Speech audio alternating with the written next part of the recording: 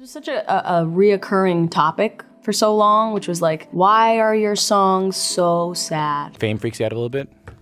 Bro, of course it does. That shit is terrifying. I was so unhappy last year. I was so unhappy and I was so like joyless. There was a very long period where I was not doing well.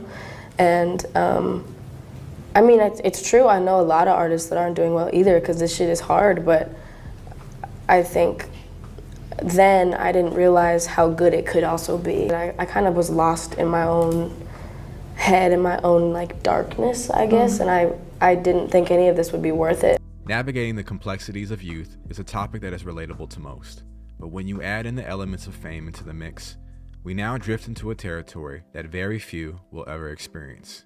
All we have to sink our teeth into are the tragic stories of all the musicians and entertainers that fall victim to a world that on one hand presents them with the access and opportunities to live out their wildest dreams, but on the other, makes them very vulnerable and susceptible to temptation that taints even the purest of souls. Billie Eilish, perhaps one of the most accomplished artists of all time, is an interesting case study of how an artist can successfully navigate the complications of fame and youth if they are surrounded by the right people. When she turned 13, it was kind of the first time I sort of thought it might be appropriate to start kind of working with her. At 13, she really had like a defined taste. Billie Eilish bursted onto the scene at 13 when her and her older brother Phineas's breathtaking collaboration, Ocean Eyes, took on a life of its own. I think within about a week it had 1,000 streams, which is not many now, but it was a lot then. Stuff was just changing really fast, and I'd never really seen anything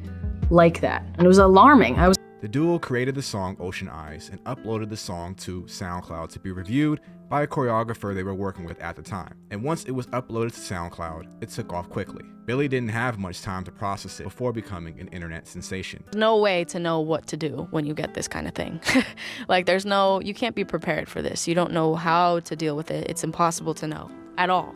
And I feel like everybody who's gotten to have this kind of experience that I'm going through right now is like, just trying to figure it out for themselves and see what works best for them. Eilish had to play catch up. As Eilish learned how to perfect the dance of trying not to lose herself within the madness of early popularity, she found herself wrestling with her thoughts and emotions that at the surface produced a quality of music that was unprecedented for an artist of her age, but also it exposed her to a wide range of problems. You always need someone or something. And so many people don't have that. And I luckily had music. If I didn't have music, everything would be so bad. Problems that could either stunt her growth and potential or propel her forward. When an artist is that talented and young, everyone wants something from them, and not all of it is genuine. A lot of it is exploitative and draining. It presents itself as a trap many artists find themselves in when they are young. And when these artists don't make it out the trap, they are discarded to be labeled by the world as a fall from grace or what could have been fixture, when it is simply because they weren't nurtured or protected. This cycle starts kind of like how Billie's did. Eilish had to grow up in the public eye and deal with a complicated range of emotions, and the nature of the profession left her joyless for many years. It all was because I was actually clinically depressed. That was the beginning of it.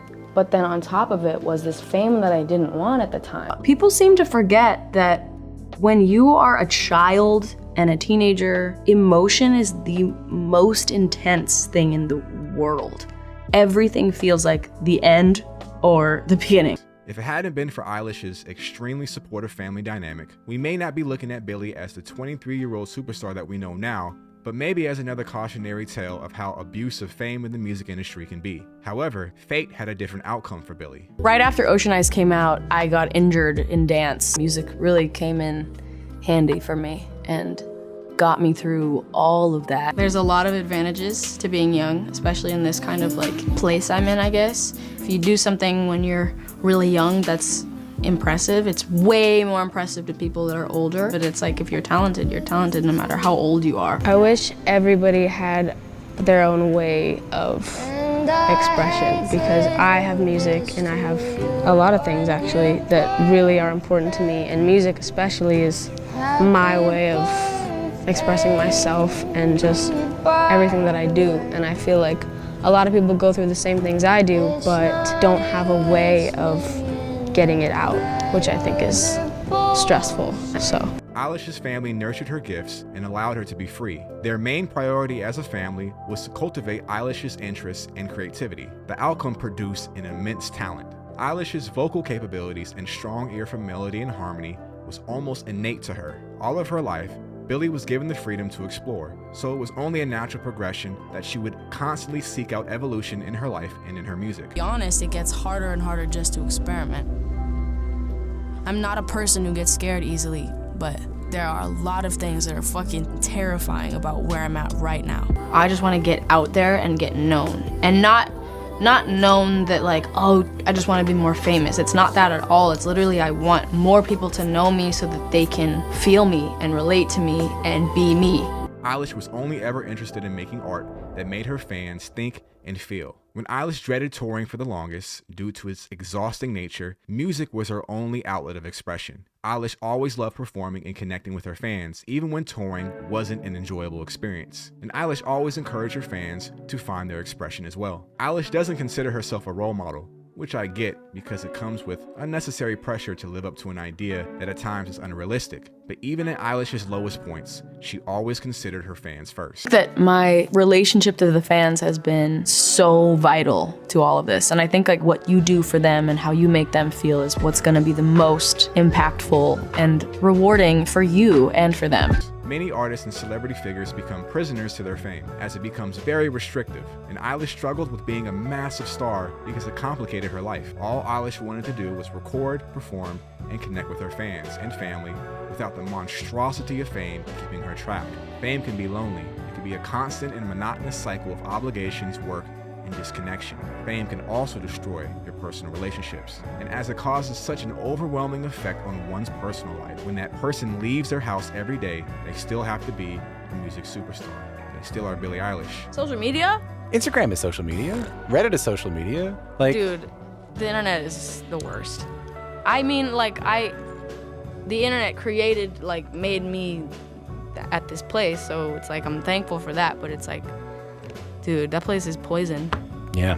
Poison. Nobody does anything real anymore. Not the 23-year-old human with emotions and real-life problems, but Billie Eilish, the music superstar. Depression is a constant action of suppressing who you really are to meet the needs and standards of society and other people. As a music superstar, you are always measured by how much you give to others. Your life, your music, and your story is to be offered to the world. I wrote music because I had a lot in my mind and I didn't know how to say it really. And like, I feel like I felt like I didn't have the right words to say it, or I didn't know how to say it without sounding just wrong, and I didn't know if anyone would understand, so I just wrote it all down. I remember at the beginning there was all these labels and radio people that wouldn't play me because I was too sad and no one was gonna relate to it. That was just funny to me because I was like, everybody has felt sad. When do they get a time to just be, to exist, to be present? Billie was always so much in her head, and this is a gift and a curse. Eilish was able to pull out these unique visions from her imagination to bridge the connection between so many people that could identify with her and relate to her. However, she was also more prone to anxiety and depression. What kept Billie grounded was the fans, her family, and her friends. Her mother, father, and frequent collaborator and older brother, Phineas, were her support group. It didn't matter how famous Eilish got, she stuck to a formula that worked for her. For the majority of Eilish's career, she is recorded in her brother's bedroom, and in this room, she was the most comfortable sharing her truth. The emotional depth and thoughtfulness in her music is almost unimaginable for a person of Billie's age, but with great maturity and introspection comes with the heaviest of emotions that have to be processed in a healthy manner along the way. I don't want to make money if it means being someone I don't want to be. I've always known what I want, but sometimes knowing what you want so clearly is torture. Like the thoughts of loving something or someone that is destroying you, or the thoughts of existence and the fear she would succumb to an early demise. But I genuinely didn't think I would like make it to like 17. But I'm gonna die one day, so it doesn't really matter, to be honest. What doesn't? Everything, nothing matters. Dude, like, that's like what I say about everything, like, I think some stuff matters. nothing matters. Love matters. It matters while you're there, but eventually you're dying, and then nothing matters, and whatever. Like, But meaning is what you create. We're not going to get into a Nietzschean argument here, but all we can do is try to create the meaning that we have in front of us. no, you're right. Yeah. I just think the fact that I'm gonna die one day, Yeah. and that everyone around me is gonna die, and no one will remember me after a certain point, makes me feel so good. Like, because I could do the best thing in the world, and nobody would remember it ever, and I'll die, and it won't matter, and everyone else around me will die, and it won't matter. Or I could do the worst thing in the world, and that won't matter because I'll die eventually. So, Specific period of time where I was just like in this pit of just like hopelessness about myself, because I didn't have much to look up to in terms of girls like me being in that, you know, looked at, taken seriously in that regard. Billie began to trust herself more. A lot of the negative thoughts she had earlier in her career began to dissipate. I also believe Eilish was so ahead of the curve and so ahead of people her own age, it felt like she was alone for the majority of her career. And that isolating feeling, I believe, robbed her of her peace of mind. I believe she's finally at a point where her artistic growth and success is on par with her overall happiness.